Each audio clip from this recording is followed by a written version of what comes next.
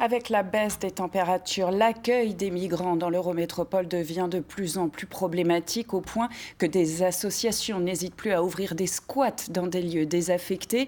Ainsi, hier, à Schiltigheim, à peine investi, un bâtiment a été évacué. Demain, c'est le sort du squat d'Egbolsheim qui sera tranché par la justice, quand en parallèle, les campements sauvages ne cessent de grossir. Catherine Munch, Yves Lédig.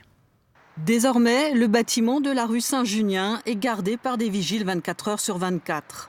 Hier en fin d'après-midi, la maire de Schiltigheim a fait évacuer la douzaine de personnes qui le squattaient.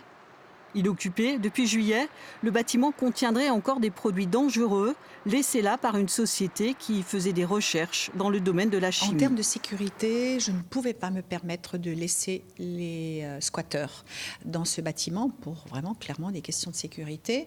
Le bâtiment n'avait pas été complètement vidé.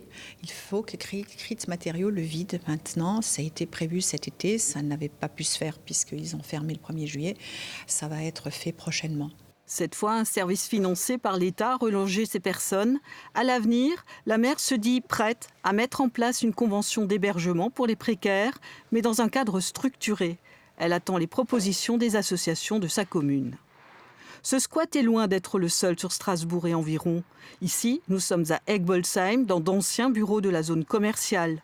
Y vivent comme elles peuvent des familles en provenance d'Europe centrale ou d'Afrique. Il y a à peu près 130 à 150 personnes qui ont besoin d'être nourries quotidiennement, matin, midi et soir. Comment vous faites ? Heureusement qu'il y a des gens gentils de l'extérieur qui viennent nous faire des petits apports, etc., etc. Et ça suffit ? Non, c'est limite. Ce squat fait l'objet d'une procédure d'expulsion qui sera étudiée demain au tribunal de Strasbourg. Les communes doivent souvent gérer ces situations dans l'urgence. Squats et campements se reforment constamment et leur population augmente. Il arrivera un moment où il sera absolument explosif et nous devons trouver avec l'État le moyen de mettre un terme à ces situations qui est absolument indigne. Si les personnes sont à la rue, c'est qu'elles n'ont pas été hébergées jusqu'à présent. Depuis avril 2019, la fermeture de tels campements a obligé l'Eurométropole à trouver un hébergement d'urgence pour 900 personnes.